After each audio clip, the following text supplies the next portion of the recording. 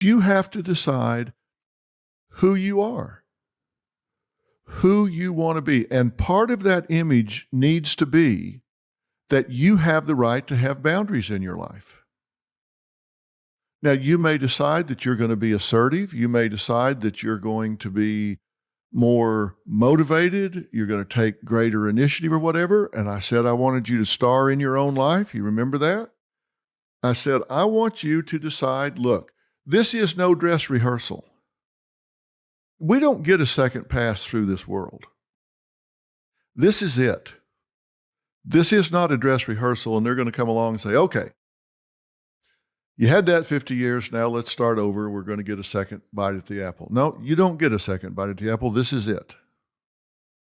This is it. But I do believe in second chances. And you may not get to do the last 30 years over, the last 40 years over. But if you're 40 years old, you've lived over 10,000 days.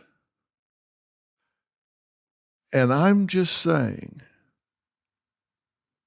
let's do the next 10,000 with a different attitude. Decide who you want to be. Decide that you're going to star in your own life. And, I said, you may think, okay, Dr. Phil, you got your own television show. You got your own massive podcast here. You've got this life in Hollywood. So it's easy to talk about being a star. That's not what I'm talking about. If you're a teacher, star in your own life as a teacher. If you're a plumber, star in your own life as a plumber. Be a star in your own life. I didn't say be a diva. I said be a star. Take pride in what you do. Take pride in what you do.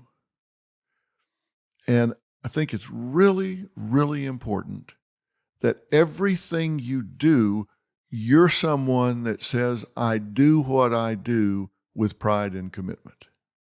And that's very, very important in you having a strategy moving forward. Now, I told you that you need to learn to accept praise. Remember we talked about that? You don't want to dig your toe in the carpet and say, oh gosh, it's no big deal. Well, it is a big deal.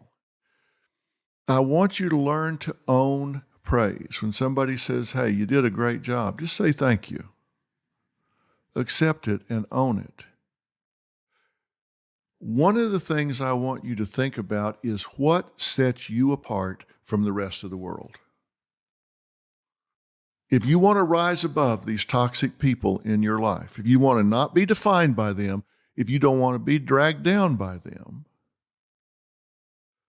if you don't want to be codependent on these people, if you don't want to let them determine who you are, ask yourself, what is it about you that makes you essential in every relationship that you have, in every situation and circumstance that you have?